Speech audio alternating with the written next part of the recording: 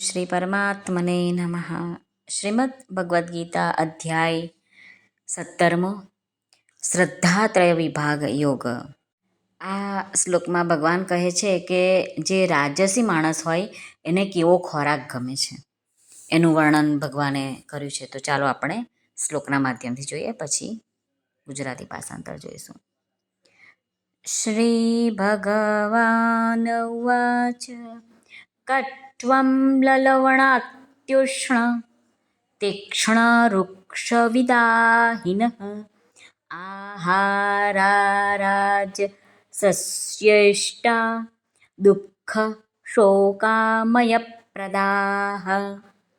શ્રી ભગવાન અર્જુનને કહે છે, કડવા, ખાટા, ખારા, ઘણા ગરમ, તીખા, ભૂંજેલા, દાહ જન્માવનારા અને દુઃખ, ચિંતા તથા રોગોને જન્માવનારા આહારો રાજસી માણસોને ગમતા હોય છે.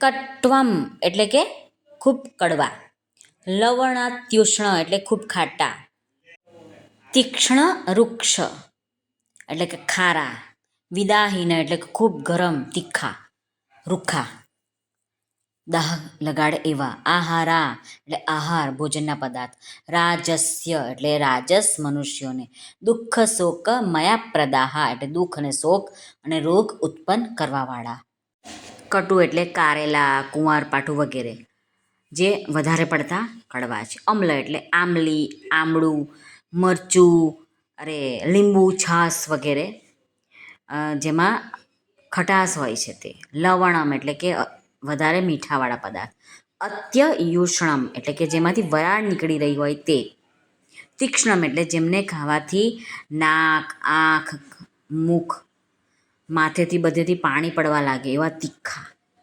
એવા લાલ મરચાંવાળા તીખા, ખૂબ તીખા પદાર્થો. વૃક્ષમ એટલે કે જેમાં દૂધ, ઘી એની સાથે કોઈ સંબંધ જ નથી એવા શેકેલા ચણા, સાથવો વગેરે એકદમ લુખ્ખા પદાર્થો. વિદાહીન એટલે રાઈ વગેરે અધિક દાહકારક પદાર્થો. આહારા રાજ સસ્યેષ્ઠ આ જાતના ભોજનના 4 પ્રકારના ભોજન હોય: ભોજ્ય, પેય, લેહ અને ચોસ્ય. આ પદાર્થો રાજસ મનુષ્યને પ્રિય હોય છે. આનાથી તેની નિષ્ઠાની ખબર પડી જાય છે. દુઃખ શોક મયાપ્રદાહ પરંતુ એવા પદાર્થો પરિણામમાં દુઃખ, શોક અને રોગોને ઉત્પન્ન કરનારા જ હોય છે. ખાટું, તીખું, દાહકારક ભોજન કરતી વખતે મોઢામાંથી જે બળતરા થાય છે એ દુઃખ થાય છે. ભોજન કર્યા બાદ મનમાં પ્રસન્નતા નથી થતી, પરંતુ સ્વાભાવિક ચિંતા રહે છે એ શોક છે. આવા ભોજનથી શરીરમાં ઘણા બધા રોગો પણ થાય છે. શ્રી કૃષ્ણ અર્પણમસ્તુ. સર્વને ભાવથી જય શ્રી કૃષ્ણ. રાધે રાધે. હરિઓમ તત્સત. જય ગુરુદેવ દત્ત. જય સ્વામિનારાયણ.